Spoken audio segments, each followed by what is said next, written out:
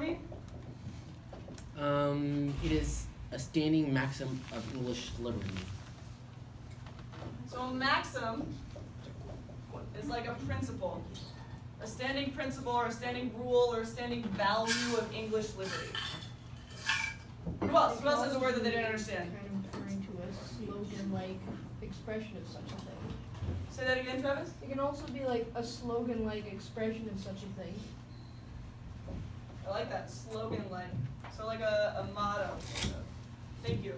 Any other words that we didn't understand? There's gotta be some, y'all.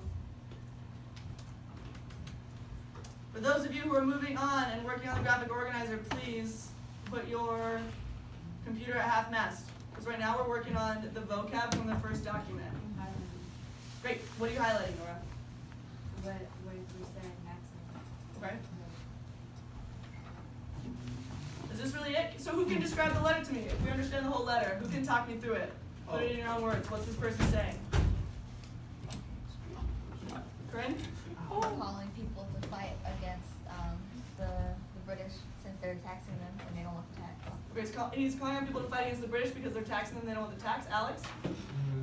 They state that you shall not be taxed without your consent, and they say that they're doing that. The British is doing that, and it was approved by Parliament.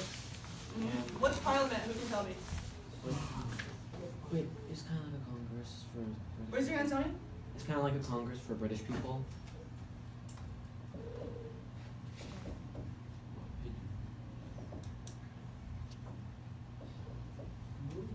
Michelle, did you have something to add to what Alex was saying? I don't think so.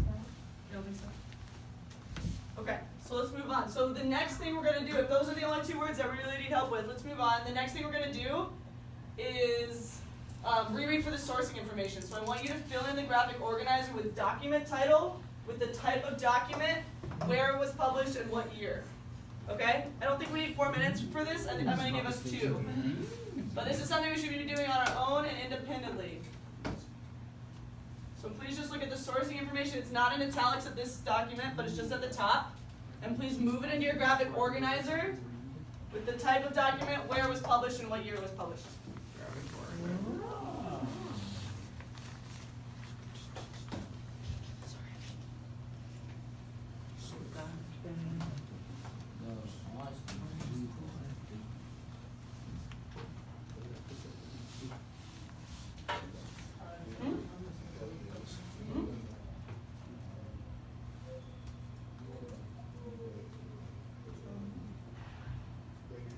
think?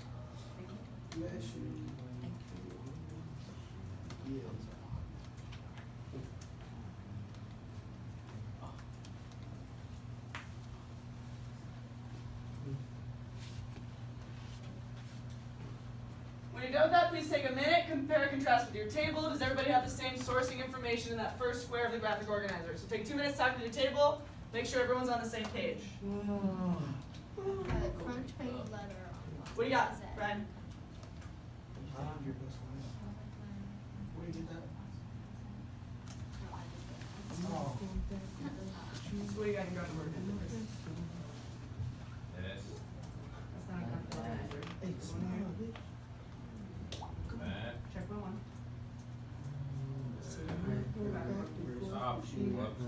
Letter in the Boston Gazette in 1765. The title too. What do you guys got in your graphic organizer? Sourcing.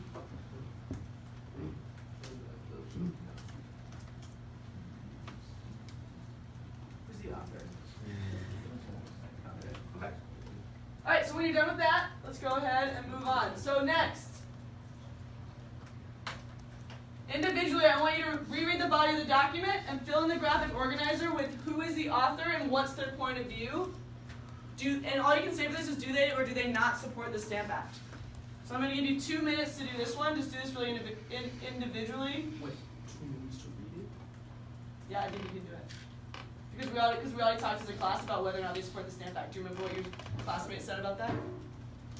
What did they say? What did they say? Okay, I'll come check it.